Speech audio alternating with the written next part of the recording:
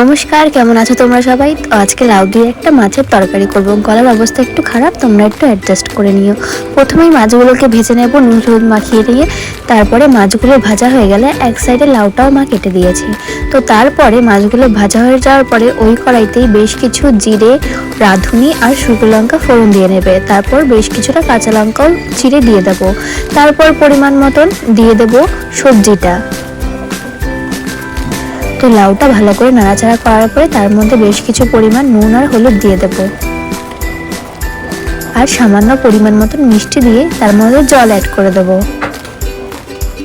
বেশ ওটা হওয়ার পরে তার মধ্যে দিয়ে দেবো বেশ কিছু ভেজে রাখা মাছ। মাছগুলো দিয়ে ভালো মতন ফুটতে থাকুক। তো তার সাথে একটা কথা বলে রাখি, যদি চ্যানেলটা তোমাদের ভালো লেগে থাকে তাহলে প্লিজ সাবস্ক্রাইব করে দিও আর পাশে থাকা বেল আইকনটাও প্রেস করে দিও, যাতে আমি ভিডিও দেওয়ার সাথে সাথে